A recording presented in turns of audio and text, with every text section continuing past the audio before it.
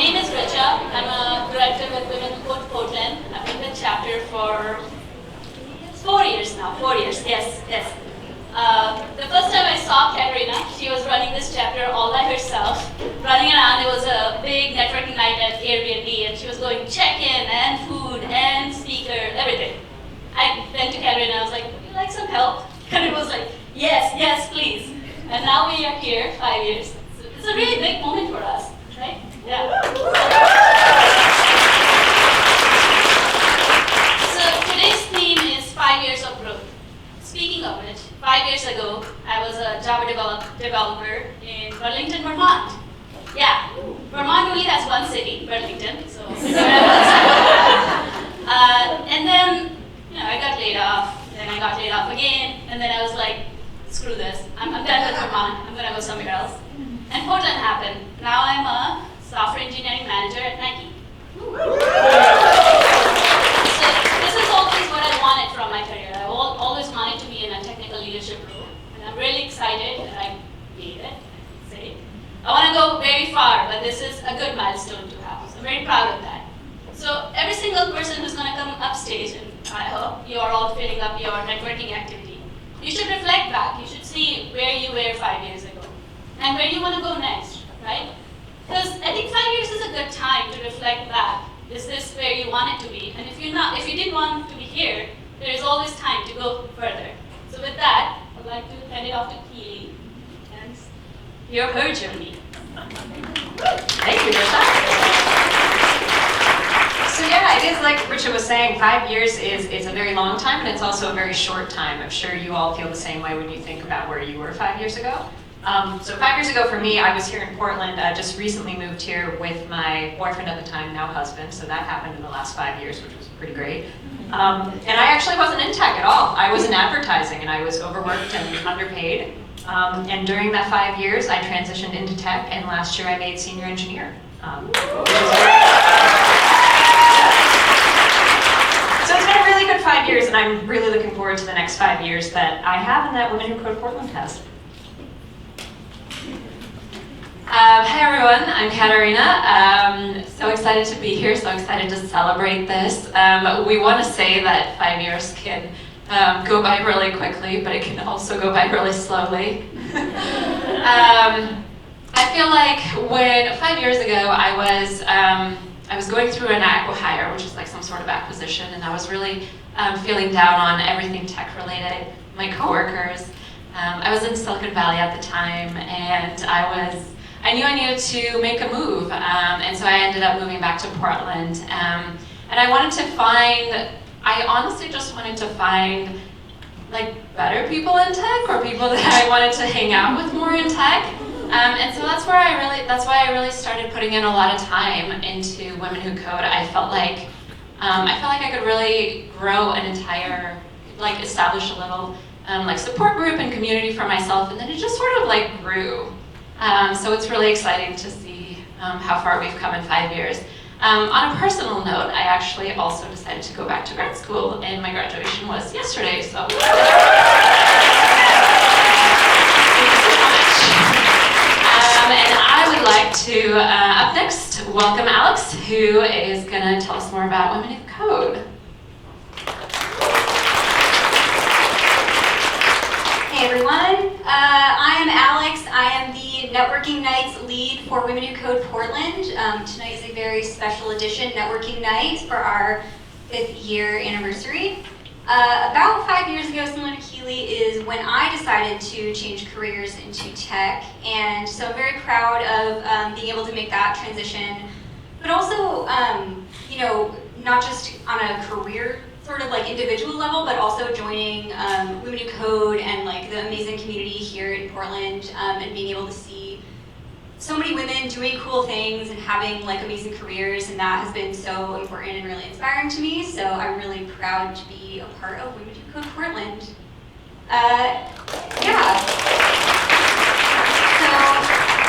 if y'all are not familiar, a little bit about Women Who Code and Women Who Code Portland. So Women Who Code is a global 501c3 nonprofit dedicated to inspiring women to excel in technology careers. Women Who Code has 175,000 members in 60 cities and 20 countries across the globe. And what they do, as an organization, we empower women with the skills needed to advance their technical careers, provide them with a community of women who believe in the longevity of their careers, and use the power of our network to connect our members to life-changing opportunities. We do this in a variety of ways. So we have networking nights like tonight. We put on a lot of workshops. We have study nights every month. We have our annual IoT Hackathon to introduce members to hardware and give them opportunity to build side projects. We have various community events just to socialize, and we provide free or discounted tickets to conferences and events. We also have a very amazing Slack, which I recommend that you join, and a newsletter to keep our members connected and know what's going on in the Portland community. This is some of our leadership team here in the picture for Women Who Code Portland. As you have probably sussed out, we were founded in June 2014. We have over 3,500 members. We've put on over 350 events in Portland, and our leadership and volunteer team is now about 35 plus people as well. So we've grown a lot over the past 5 years, and we've done a lot, and it's pretty amazing. All of our events are listed on Meetup. Hopefully y'all have seen that. Like I said, please join our Slack community. And we are also on Twitter, Instagram, GitHub, and Medium at WWCode Portland is our handle.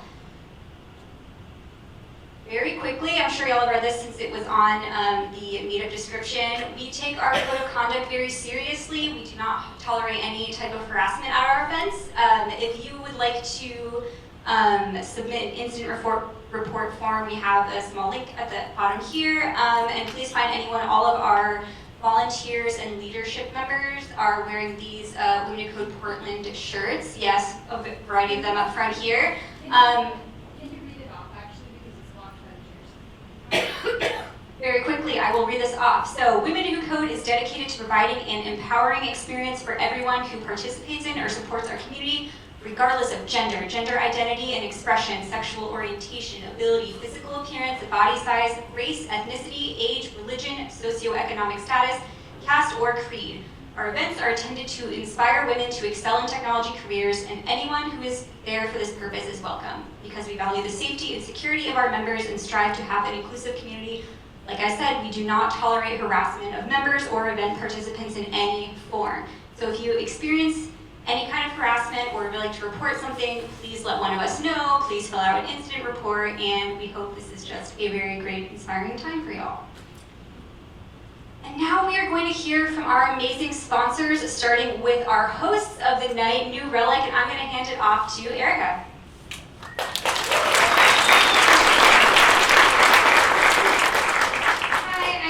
I lead the New Relic.org social responsibility program here at New Relic, and I just wanted to say on behalf of all the relics, thank you all so much for coming, and congratulations to Women Who Code on a miraculous 5 years of growth and community. We're so happy to play a small part in what all of you have been able to do for this community here in Portland. So I always like to ask when we kick off events here, can I have a quick show of hands of who hasn't been to this space before? Amazing. Well, welcome. For all of you who either are first timers or have been here 10 or 12 times, you're sitting in a room we call Lovelace, named after the woman on the wall, Ada herself. This is sort of the central hub of our office here. Portland is our second headquarters after San Francisco. We have over 500 employees here who are working in our product and engineering teams. And we're really, really committed to being as much of a part of this community as we possibly can. And so as part of that, we take this space and every night make it available for various community events. So we throw somewhere between 1 and 16 events every month here for different partners of ours, for nonprofits, for meetup groups to really help foster a community. And we're focused on that community, helping further diversity, inclusion, and equity in the tech sector. And so we're thrilled to be able to work with organizations like Women Who Code who are doing that hard work to make sure that everybody's able to achieve the dreams of their career. So happy 5 years. Thank you so much for coming here. I think this is going to be a wonderful wonderful night.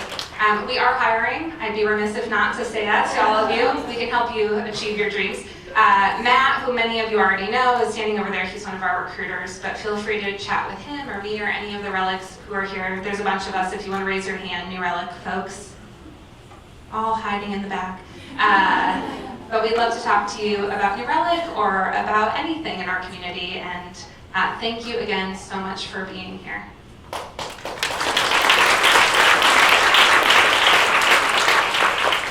Thank you so much to New Relic. Our second sponsor of the night is Alchemy Code Lab. Marty, would you like to say a few words? Okay, Marty was here, but that's totally fine. I can tell you. He's here. Oh, gotcha. Okay. Thank you. I'll make it brief, considering I had no idea I was going to be addressing it. It's just been a real honor to partner with Women Who Code Portland. There's a real shared, I think, value in promoting women in tech, and they've done an exemplary job, and couldn't be happier supporting them. So, thank you. Thank you so much. And we've actually worked with both New Relic for many years, both New Relic and Alchemy Code Lab for many years. New Relic has hosted every single one of our anniversary celebrations. So that's really exciting. We actually started a floor below, I believe, or a floor above. And now we keep going into different spaces at New Relic. Thank you so much for having us. And Alchemy is actually where we also have our offices. So it's really exciting to be able to partner with two companies who have been longtime supporters. Before we move on to the panel, which I know you're all eagerly anticipating, I just want to take a moment and welcome. This event is about tonight's panel, which is Leading with Intent, but this event is also about Women Who Code and the incredible team that makes it happen every year. And so I wanted to ask all of our team members, all of our leads and volunteers to really quickly come up front. I want you to know how many people it takes to make this magic happen. Women Who Code, unite! To the front!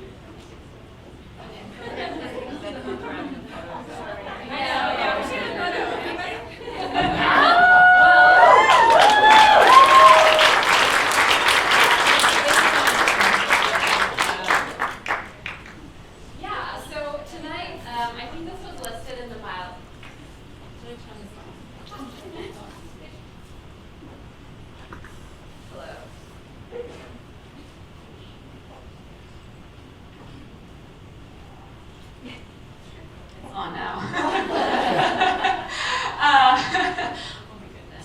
Technical difficulties. Yes, so this was listed in the milestones at the beginning and also in Alex's intro, but this is actually our 350th event. So that's kind of incredible. But we're not really here. The reason we have all these events is really not to just have events about tech or about networking, but to really establish a community and to really allow all of you to set up your own personal support groups. And so the theme of this panel, and this panel specifically, leading with intent, it's both about being intentional in terms of your career, but also being intentional in terms of your time and the community projects and the community work that we all get to do. And so we have these incredible four women who I would like to invite to the stage so we can get underway. Excellent. Welcome. So my very first question for you is going to be, let us start with introductions. Please tell us a little bit more about yourself, your journey.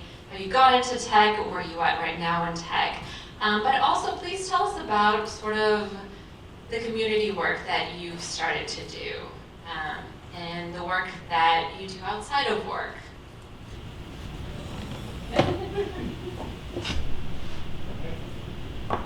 Does it work? Yes. Okay, good. My name is Miki Demeter. I'm a security researcher at Intel. I have been in the Portland area high-tech area for about 35 years.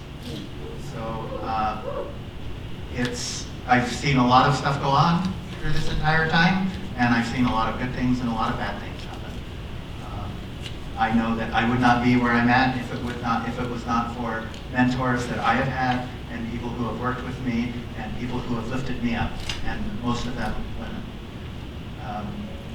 It's the one thing that everybody here needs to remember is that if somebody's lifted you up, you need to lift them up also. I do lots of community work. I work with the Portland Women Who Code. I do a lot of stuff with the Portland Women in Tech. I also started the Women of Security chapter here in Portland. I am a TrevorChat crisis counselor. I'm also on the board of directors for our local fire district up in Vernonia, Oregon. And openly, LGBT person serving on a government elected position. So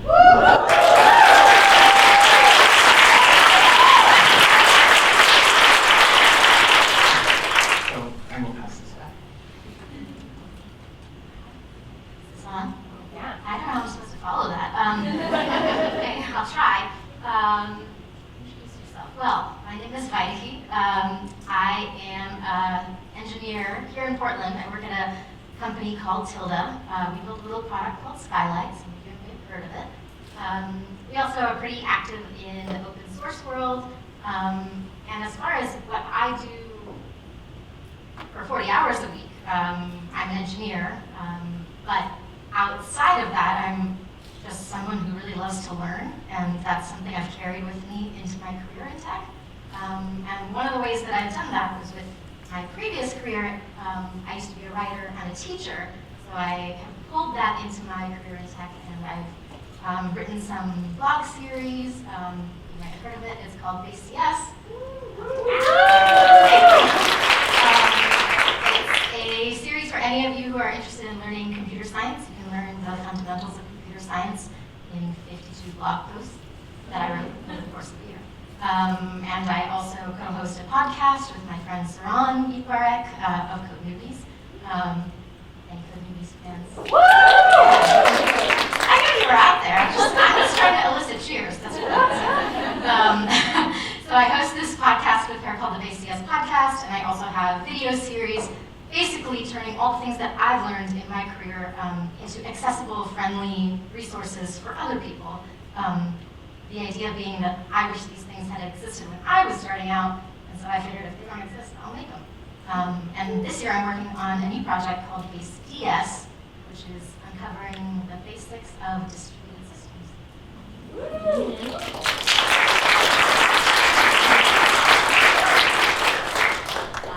Hi everyone, my name is Steph. I am from Toronto, Canada.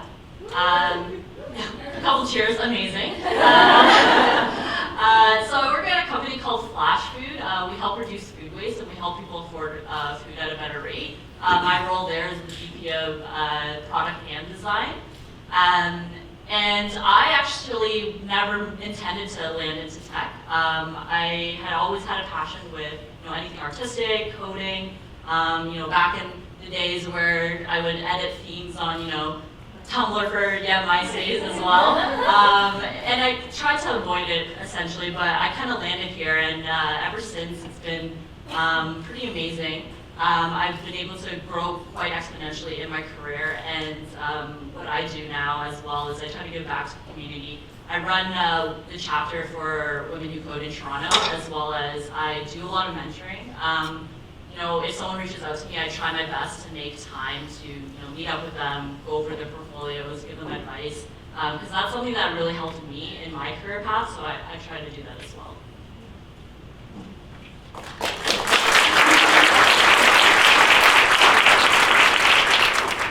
Hi, I'm Milavec. Can you hear me? Yeah. Awesome. I'm a senior senior principal architect at a little shoe company in town. I have been working there for 18 years, and before that I worked at startups and ISPs since the mid-90s. My most recent things that I've been working on really to help women in code get together, and not just here with Women in Code, but I started a hackathon called WWCode Hackathon about 4 years ago, and we've had 4 events so far, so that's been the main thing I've been working on. I do architecture coaching at a company that I work at, as well as try to just teach and share architecture as a discipline that anyone can do in any job that they have.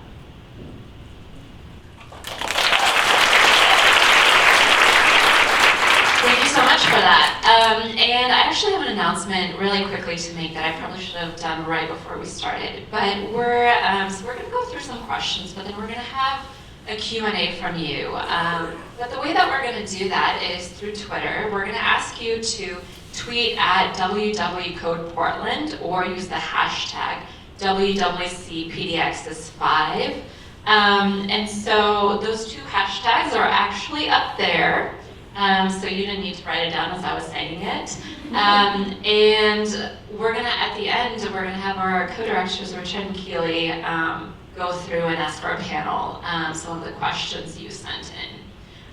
So as they're all answering the questions and you have ideas for things you'd like to ask them, please do that. Thank you. All right, so thank you so much for those introductions. So we've asked people to share where they were 5 years ago, and we want to ask you to share that as well. Or where were you 5 years ago? Or alternatively, what was your biggest accomplishment of the last 5 years?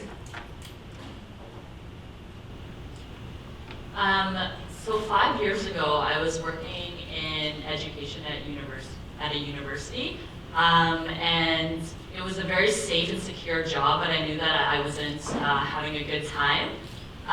So I was very fortunate where I was designing a lot of work on the side, and my clients, who I got through word of mouth, were like, you know what, I really like working with you. I wish you could just build everything that you've designed for me. Like, it would just be a lifesaver. So I made the decision to quit a very secure job, give my parents a heart attack while doing that, drop $10K to learn how to code in 9 weeks, which seemed absolutely ridiculous. But I did that, and I pushed myself really hard to learn everything that, not learn everything, but learn as much as I could in that amount of time. And then I entered the tech world officially as a software developer, where I worked at a small startup. From there, I moved back into product design, where I worked at a company that got acquired by Shutterstock.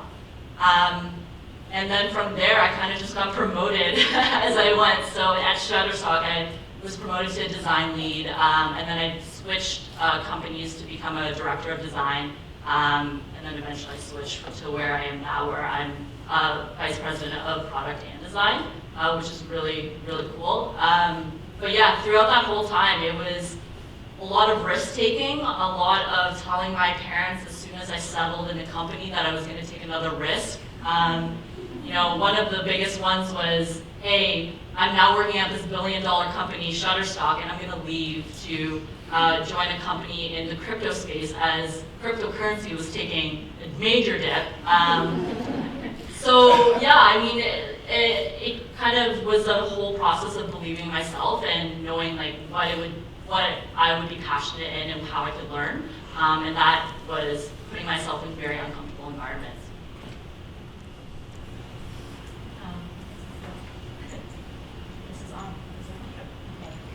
All I hear is myself, sorry. 5 years ago, actually, funnily enough, June 2014, I think, I was just learning how to code, and I had this like little idea that like, oh, I could actually do this like 40 hours a week and not just do it in my free time. And I heard about something called Rails Girls, which is a workshop that you can do over a weekend to learn how to code. And I had just attended one of those, and someone had told me about coding boot camps. And I was, again, still not convinced that you could do this as a career. I had just kind of switched from being a freelance writer for many months and being a teacher abroad before that. So I was like, all right, this seems fun. There aren't like 35 sixth graders in the room. How hard is it going to be? It was hard, a different kind of hard, obviously. But I was just sort of switching my trajectory into something more technical, but also being pretty creative about it at the same time.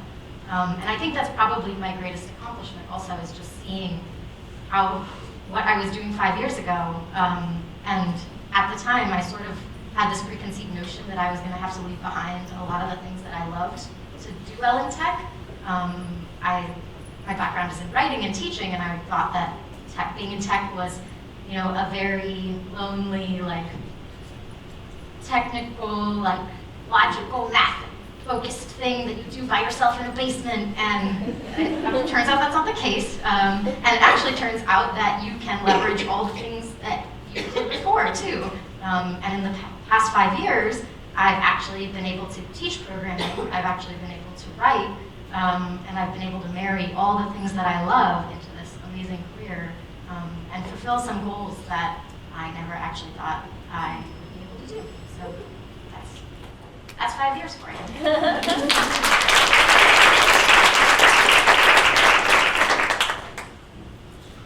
So 5 years ago, I was still in my 30s. Big milestone birthday for me. So I was at a really kind of pivotal point in my career 5 years ago. I was an under-the-radar kind of person. I was an individual contributor and really just did my thing and kept to myself. And at some point I decided I really wanted to move to the next level. So I really started sharing the things that I felt like I had to offer. It wasn't something that I was really comfortable doing. I was really more of an introvert, so it was a huge deal. But I also felt like there were a lot of things that I had learned from other people along the way in my career, and I wanted to give back. So I really put myself out there and started teaching workshops and started, like I said, speaking at my work and out in public. So that's been a really huge change for me. The first major thing that I spoke at was AWS reInvent, and in front of about 300 people, and that was an icebreaker of a public speaking opportunity. So I did that 5 years ago. There were just so many things that happened over the last 5 years that really put me to the point where now I am a senior principal architect at the company I work for, which happened earlier this year, and that was just this culmination of me really putting myself out there, sharing what I've learned, and really just advocating for myself along the way. So that was really a lot of effort this last 5 years.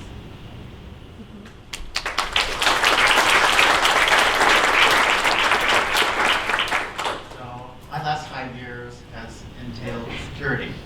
I had just finished 2 years of being a puppy for my mentor. I'd been following him around, learning about security and all of this. I had been doing open source for the previous 7 years at Intel. And I had really gotten very tired of doing the same thing over and over and over again, working with the community. And so when I finally was released and from my puppyhood by my mentor, he turned me loose in OTC and told me as long as I made sure that Intel didn't ship any software, I would be doing my job. So I tell people I literally get paid to argue. And we have so many people in open source. Intel is one of the largest open source contributors in the world, also one of the largest open source consumers in the world. So finding out that I had to argue with people that I couldn't tell them what to do, but they still wanted to argue. I finally decided that I would move to the corporate level of security and went to work for, at that point in time, was the Security Center of Excellence for Intel. It's now called IPAS, which is the Intel Product Assurance and Security Group. So now I am a product security expert for open source, and I actually get to tell people that, no, you can't do that. And then they say, but I want to. And I say, well, you have to have your VP of your business unit or your business unit leader sign off on that. And so I don't get overruled anymore. Right? Because none of our business unit leaders and none of our VPs want to put their neck on the line anymore. So, and that's been my last fight.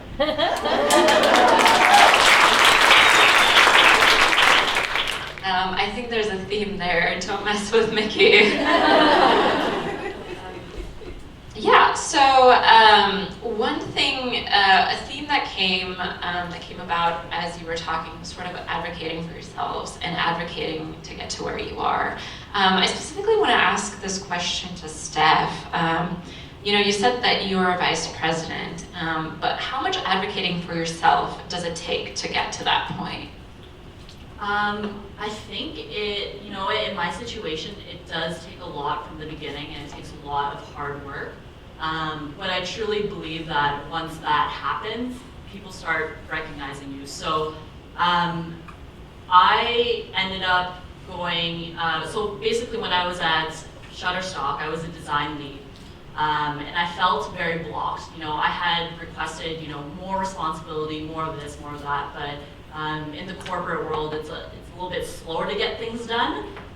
So, at that point I realized that I wasn't learning as much and I needed to learn more. And I thought, how could I learn more and what am I ready for? And I really felt like I was just ready to have a larger team, to mentor my team, larger than I had right at Shutterstock.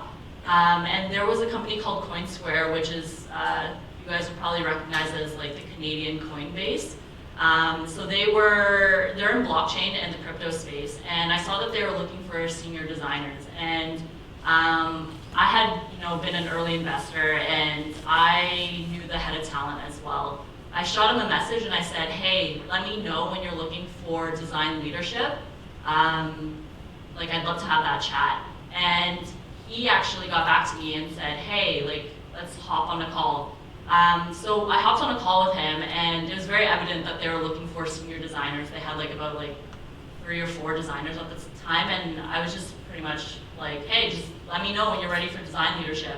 And I'd love to continue this conversation. So he brought it back to his team, and they knew that they needed design leadership, but they weren't sure as to when.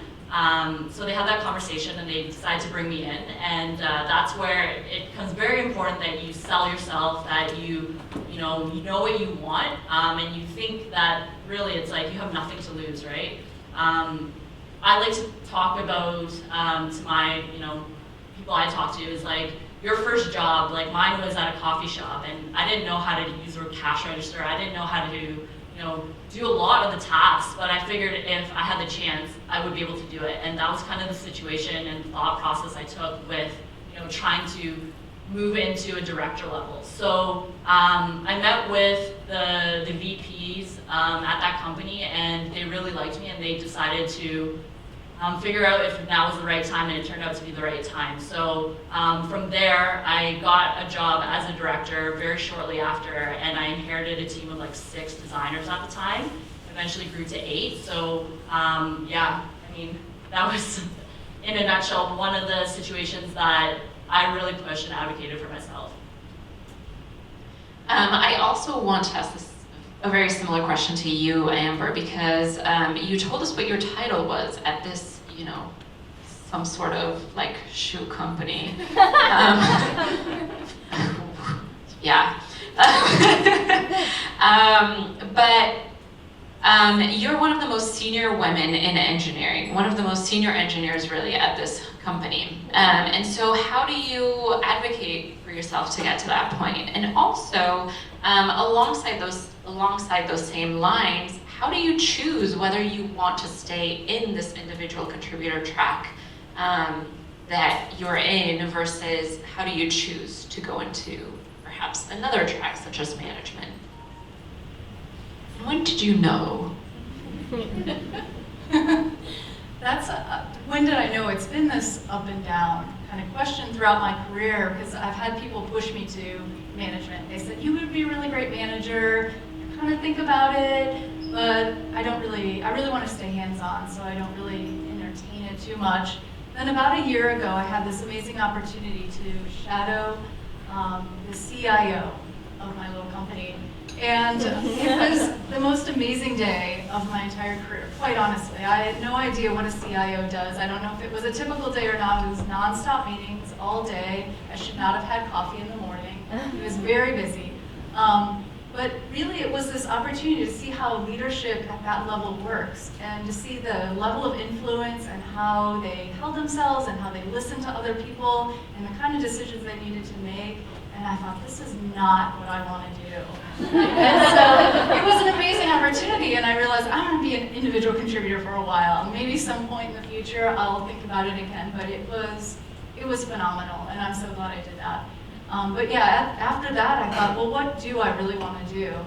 So the company had come out with this career grid, and where I was at was like the third level of 5 levels.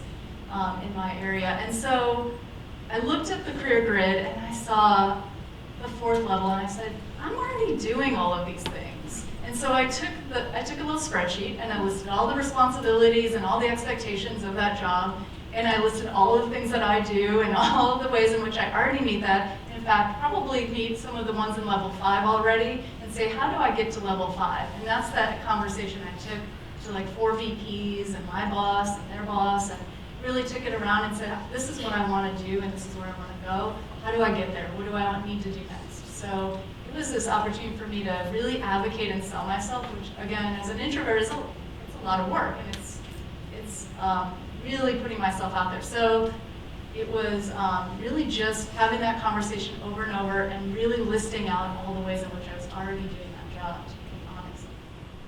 Yeah, that's excellent advice.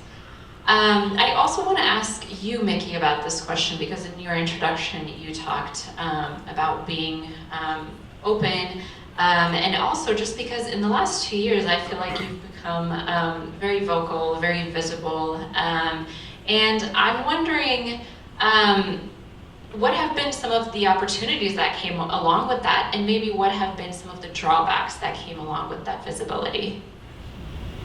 Well, I can thank Women Who Code for pushing me in directions I wasn't really comfortable. So, thanks to Women Who Code.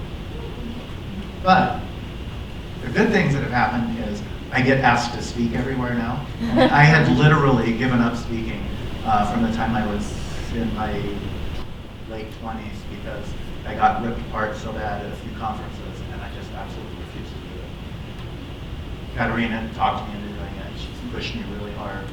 Well, nudged me really hard into starting to talk again. And so I've been doing ones for internal conferences for Intel. I started doing external conferences, and over the last 2 years, I've actually kind of got a brand now, and I'm actually asked to come to conferences and speak. So that is huge. But at the same time, I do a lot of advocacy for underrepresented groups, such as the trans LGBTQ people and things like this for Intel. And one of the things that I found is it's very emotionally taxing for a lot of this, and that is that once you become this very vocal, very visible advocate for all of these people, anytime that they want something answered, they come to you. And it gets very, very hard where you feel almost tokenized. So there's good sides and there's bad sides. But I can honestly say that the good has far outweighed the bad, because I've been able to advocate better for women, be able to advocate better for LGBTQ people, and keep this all going, as much as I can, and give back as much as I can.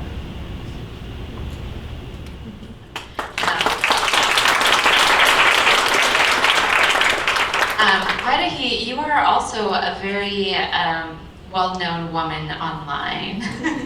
Or you have I a need to follow. add that to my Twitter bio. Please do. Well, I mean, you are very visible online, and so I'm wondering if you also can share some of the benefits and also maybe some of the non-benefits of being a technical woman and a very visible woman online. That's a really good question. I will start with the benefits first. It's really nice to be invited to speak places. It's really nice to be able to speak about anything you want. Get to learn new things and give a talk on it, which is really cool.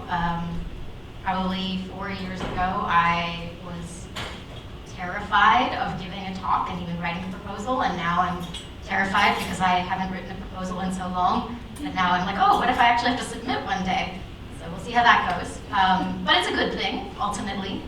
It's really empowering to be able to go into communities that maybe you aren't even really a part of and feel like you have something to say, you have something worth listening to.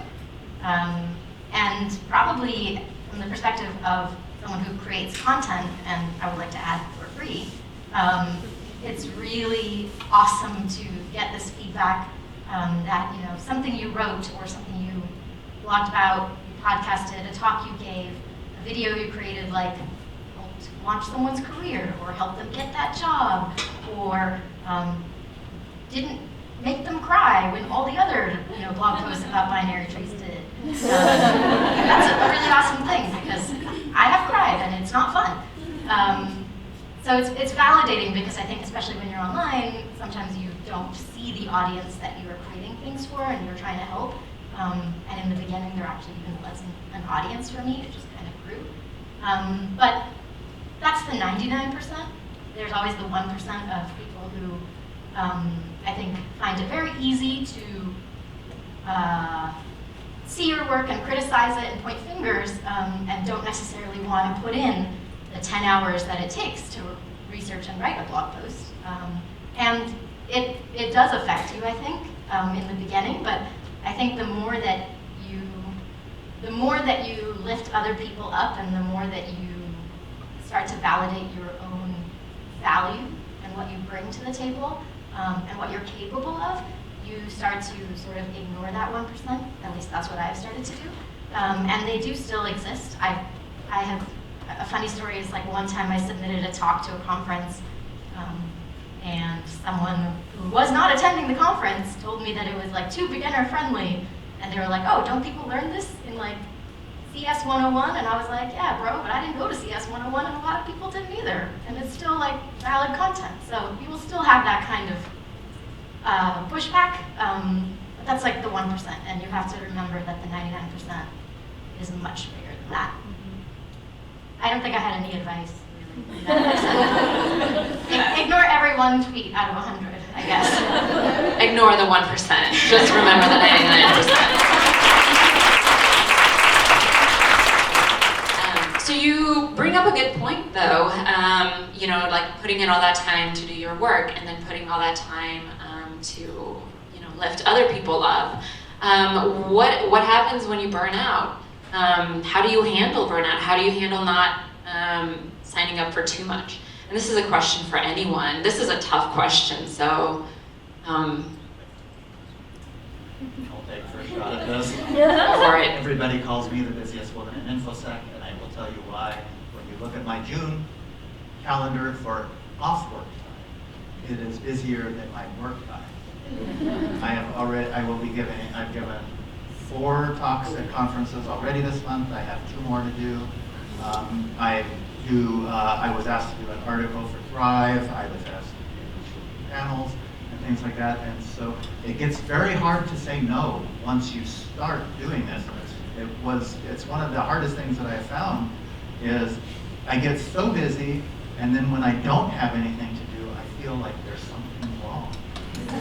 and so I keep looking for more and more. I keep submitting to more and more, and it's getting crazy now for me because I'm also on the staff for B-Sides Las Vegas, DEF CON, and the Diane Initiative, which are conferences that come up every year, and this is taking place in August of this year. So I'm crazy busy right now with all of these talks that I'm doing, plus meetings for all of these conferences that are going on, where I run safety and security ops for B-Sides Las Vegas and the Diane Initiative, and then I'm on the incident response line for DEF CON. And so it gets really busy this time of year. But how do you avoid burnout? Do you just know there's burnout? I'm powered by fine wine.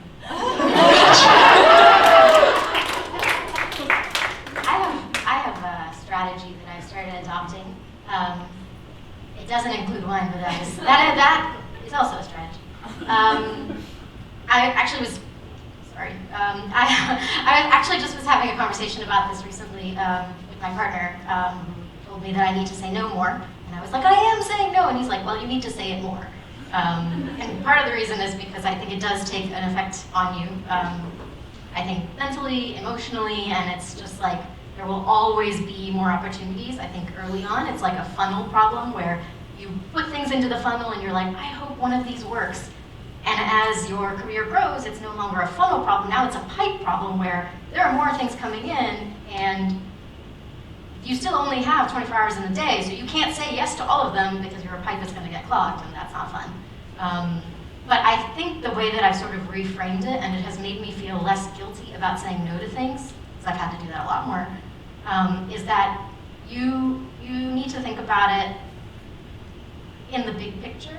Careers are long, and I think especially for people who are maybe underrepresented or who don't look like the majority, we feel often that we need to work twice as hard to be half as good. And so we work and we work and we really try to prove ourselves to earn that seat at the table, even though we already have it sometimes, and we deserve to be there, but we still maybe don't feel like we do. But it's important for you to be there in 10 years, in 20 years, in 30 years. So if you front load everything and you get exhausted and you burn out, then there's a chance that you might actually not make it for 30 years. And that's like such a terrible shame because you have so much to offer, and that's a heartbreaking reason to leave the industry. You have a lot to say. So I think reframing it as like, I don't have to say yes to everything, and I'm in it for the long haul, and what is good for me to be here for the long haul, I think has helped me at least.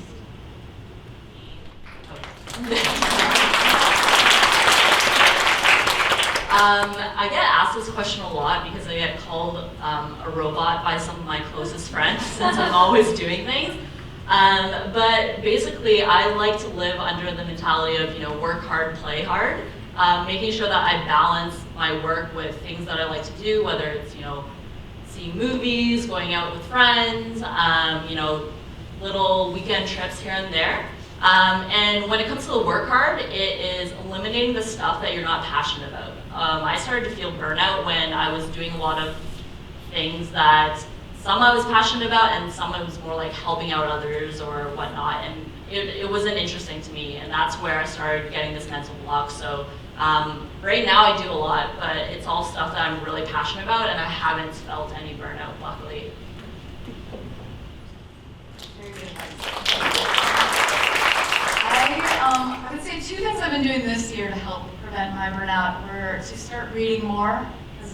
In the past, I stopped reading as much as I had been, and that's really helped because that's no screens. I read a real book, not a Kindle, just to kind of turn everything off. That's number 1. And number 2, instead of going back to work after my kid goes to bed, I've been playing this really ridiculous game from the 90s with my partner at about 10 p.m. And so then I'm just playing a game. I'm not back on the computer working at 10 till midnight. So those are the 2 big things I've been doing recently, just to stop working 12 hours a day. That's good to know. That's a lot of good advice. It's called Red Alert.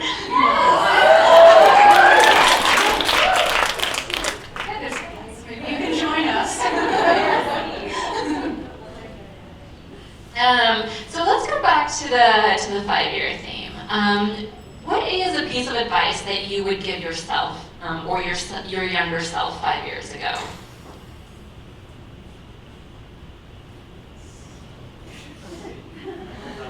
Not everyone all at once. I don't know if there's much that I could actually give myself, advice for 5 years ago, because I'm still doing the same thing that I was doing 5 years ago. So, but I mean, if I really had to, it would be to say, you might want to switch careers. Because that's actually what I'm looking at doing right now. Is I'm looking at I've been doing software, hardware, open source, for 35 years in Portland, and I'm actually looking to make a complete career change, and I'm looking at moving into diversity and inclusion, or into something that is much more along where my passions lie. And so that would be the advice I would give to myself, is to not be afraid to branch out, not be afraid to change your career direction, because if you're not 100% happy in doing what you're doing, you're not going to be doing a good job for yourself.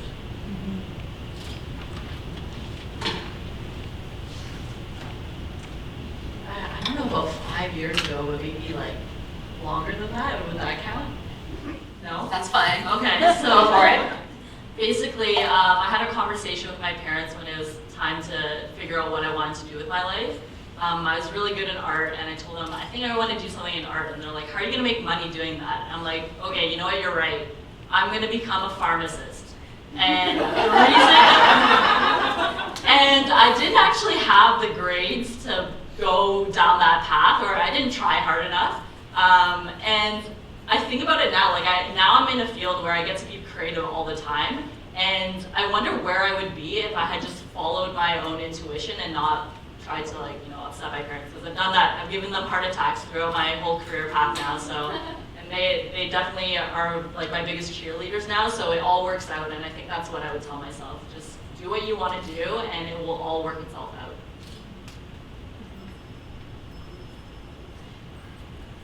We can head to the next question. We don't have to have everyone answer. So this is going to be the last question that I ask you, and then we're going to go to our moderators for the online questions. But career-wise, where do you want to be 5 years from now?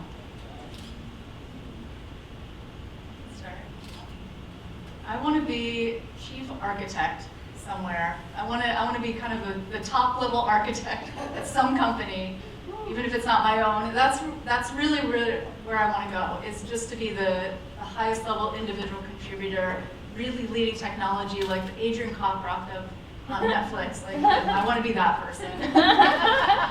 Nice, you can do it. Yeah. Ow! The Amber Milavec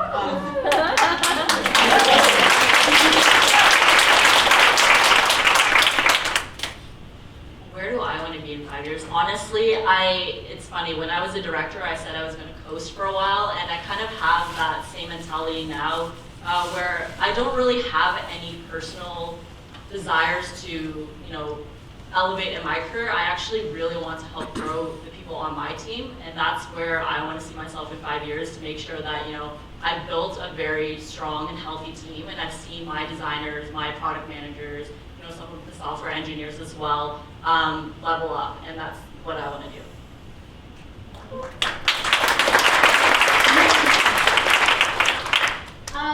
My 5 years is like kind of a nebulous thing. I don't know. I don't have anything as concrete as Netflix or anything like that. I more have a vision of what the office is going to look like. So that's where my head's at. But what I really like to be doing is leading a technical team, working on really hard problems, but also getting to teach other people and like mentor them. And I want those light bulb moments when somebody, understands an abstraction or like learns something for the first time. I want to be, pairing with them when that happens. And I want to build something awesome and that makes the neurons in my brain fire. That, makes me excited about coming into work every day, and still be learning while teaching. And also, I would like to have written a couple technical books by then.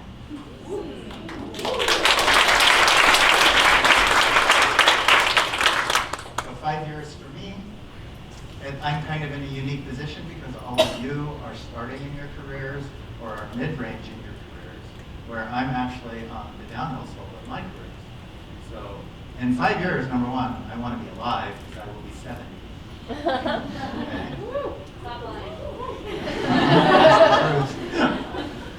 But I actually see myself in a position where I would like to be advocating even more than what I do now, because I'm sure that as I continue on in my career, ageism becomes a real thing. And for many women in particular, men don't face the same ageism as women.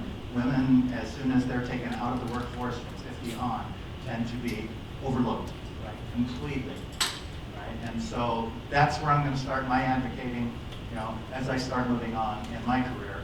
And hopefully that's where I'm at in 5 years.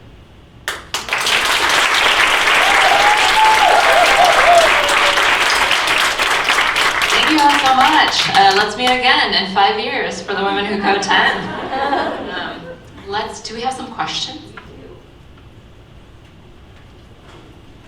All right, so thank you all for all of the questions. Feel free to keep sending them. We do have a few queued up though. So Amber, the first one's a question for you directly, and anyone else, if you also want to answer it, feel free. But hearing you talk about having the opportunity to shadow someone sounded pretty amazing. How would you recommend aspiring developers find a similar opportunity to kickstart their career? I was lucky enough to be part of an executive shadowing program it was the first time that my company had it, so I was very lucky in that way. I don't know that I could have just walked up to the CIO and asked to shadow him for a day, but I've had the opportunity, maybe people at lower levels, is to ask them to allow me to shadow them, and I think that most people would, even if it's for a couple of hours, would welcome that opportunity to have you shadow them. So if it's someone that you respect, you want to know more about what they do, or even get someone who knows them who can introduce you, I find that to be also very helpful. So even if you don't feel like I can reach out to them, at least you can get someone to introduce you to that person. I can add to that because I was able to shadow some people in my company as well. Just ask. I mean, the worst thing that they can say is no, and you're in the same position that you are right now. So, I mean, you have nothing to lose, right? And I actually had a PM of mine ask to shadow me in some other meetings, so I actually said yes. And I think that depends on your relationship as well and how you approach it. Just ask. We have another question from Jen Lipton. Does imposter syndrome ever go away? How do you balance the need to keep learning with feeling like you never know enough? I did laugh very loudly. I laughed because no, it doesn't. I think it starts to dull a little bit because I think the sooner you get comfortable with the fact that you are not going to know everything, especially in this industry, the better off you are. That shouldn't deter you from learning new things, but I think a good thing to do is to reflect on the things you have learned, and it will, especially if you have some sort of empirical evidence, whether that's pull requests you've made, or blog posts, or conferences you've spoken at, or features you were really proud of, keep a backlog of that, because the next time you encounter something where you're like, holy shit, I don't know what this is, you'll be like, wait, but I do know these 68 other things. All right, I learned those things, I will learn this thing also. I encourage you to figure out some way to get that feeling, because imposter syndrome doesn't really go away, but the way you deal with it and your attitude towards it will change, I think, over time. I agree with that. I've faced imposter syndrome no matter what. I mean, I've elevated in my career path so quickly that it's impossible not to feel that. I always look at the fact that I don't have as many years, or I don't have as much experience as other people at my level right now. And I agree. Just reflect on what you've been able to accomplish, and it'll make you more confident. And then also, as you're making decisions, and you stick to them. That gives you reinforcement that you're on the right track and you're not completely an imposter. Those are great answers. So Vaidehi, this question is for you specifically. So you graduated from a coding boot camp and are now very successful. What were the biggest challenges for you graduating from that boot camp, and how did you overcome those challenges? The biggest challenge is that I realized once I entered the workforce that as much as I learned a lot of things in coding boot camp, there's only so much you can do in 12 weeks, and there was still a lot of stuff I didn't know.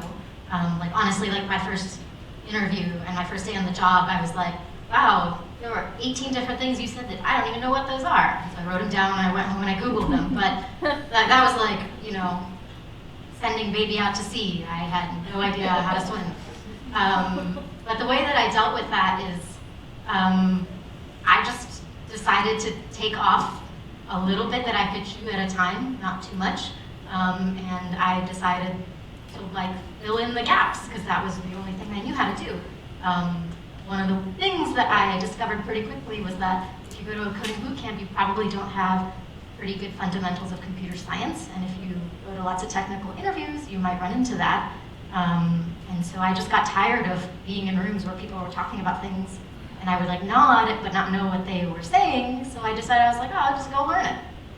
And then I did, and then I wrote a blog series about it, and now it's being turned into all these other things, so it took on a life of its own, but really, when I was encountered with the challenge, I just decided to take little baby steps to fill in the gaps, because honestly, that's all you can do. And the first step is just the hardest, and then it just gets easier over time. But I don't think any coding boot camp, whether you're self-taught, whether you even go get a CS degree, like you're still going to have things that you don't know, and you have to figure out how do you learn and how you're going to go fill in those gaps on your own. And also add into that completely. That is, you can never underestimate the power of finding a good mentor. And I mean, don't be afraid to go ask somebody that, hey, I need to learn this, I don't understand this, anything like that, because in this business, there really is no dumb questions. The only thing is when you go out there and you do something, dumb, and don't learn from it. That's what everybody needs to understand. I'm a non-degreed engineer. I've been doing this for 35 years. I've started off, I've been everywhere in Portland, high-tech, startups. I've got 7 patents for cable connector design, for medical ultrasound. So it can be done, and all it takes is finding the right people to help you and the right people to help open doors for you.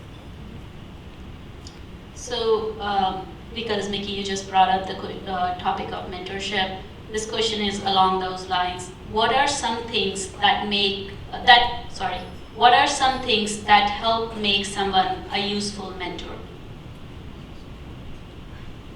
That one is a tough one to answer because it's hard to tell from the outside sometimes. But typically, I mean, because I worked in open source for so long, I looked a lot at the people who were contributing, and I mean, if you go look at like the Linux kernel, and you go look at some of the larger projects like the Apache projects and things like that, and you see people who are consistently, doing their pull requests, consistently discussing over the email chats on getting their features in and whatnot, you begin to kind of get a picture of the landscape of who are the people that you really want to be able to talk to.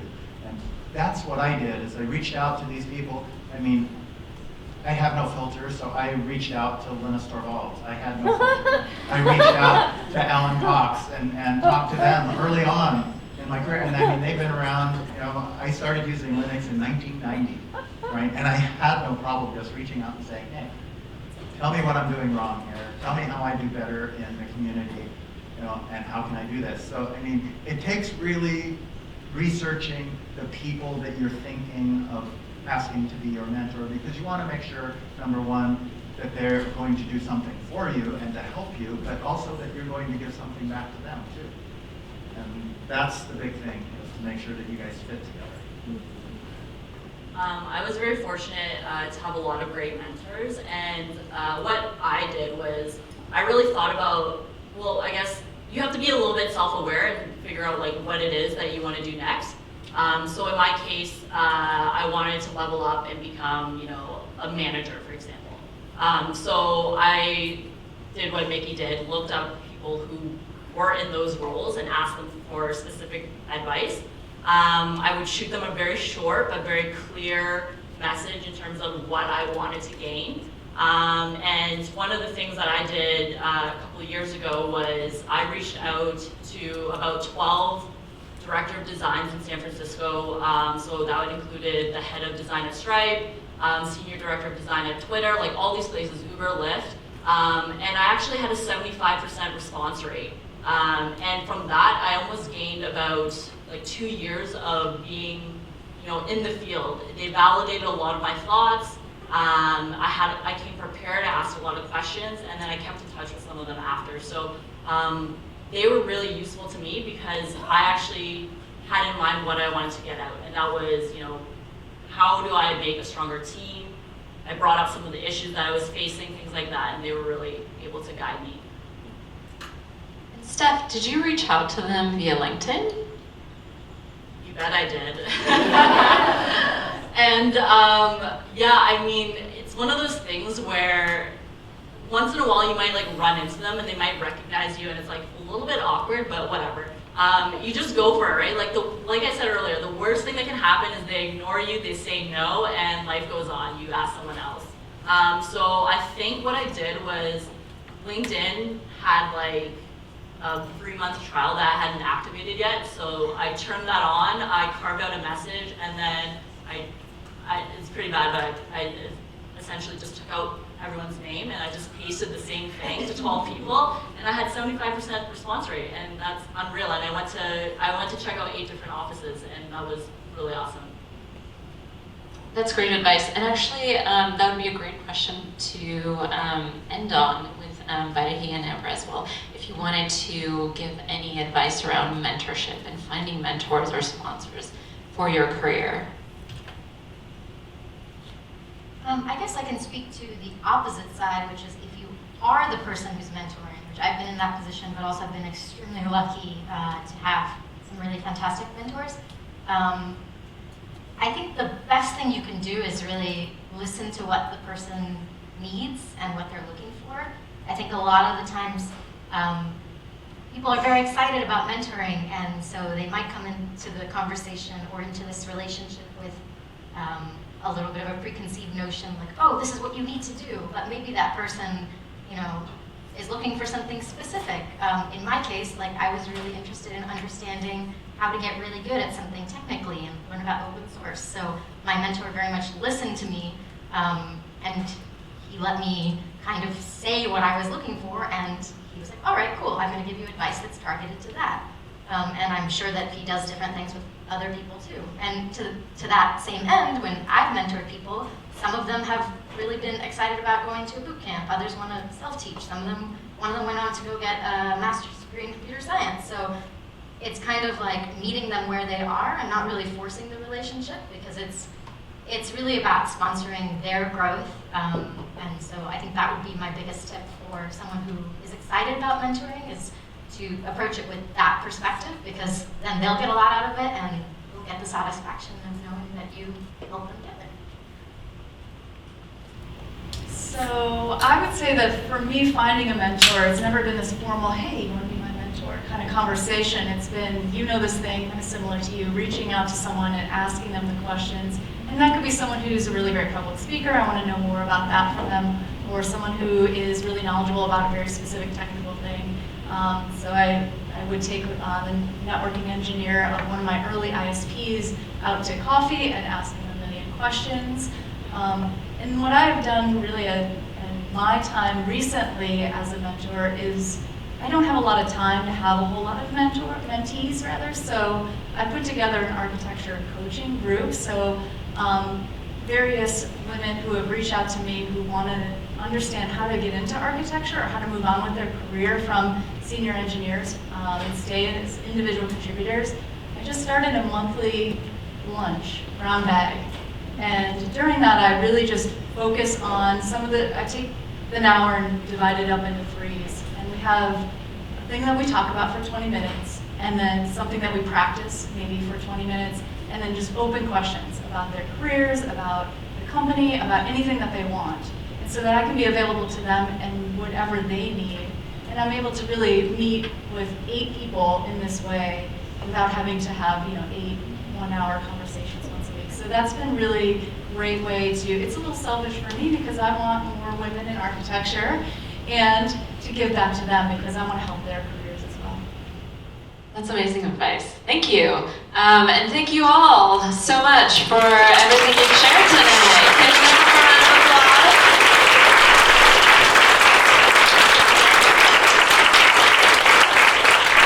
I'm wondering if we could ask you a question. Oh, God. Where do you want to see women do code in 5 years? Oh, my God. Where do I want to see? I can answer where do I want to see women who code Portland in 5 years. Yeah, I think that's a little bit better. Well, I've actually thought about this a little bit in some ways. I think the best part about Women Who Code, Portland specifically, has really been this incredible team that we have assembled and the relationships that we've all been able to establish as a result, that in some ways we've become like friends, but also really like our own career support group in a lot of ways. And sort of like what Amber was saying, I would love to see Women Who Code Portland still be here 5 years from now. I hope to have a lot more leaders and a lot more people involved with it. I really hope that we'll still be around and be like a huge force in the Portland tech community. But I really hope to still have the entire Women Who Code leadership team and extended team and volunteers as really I hope that we'll all still be friends and like each other as much as we do now. So I think that's my hope.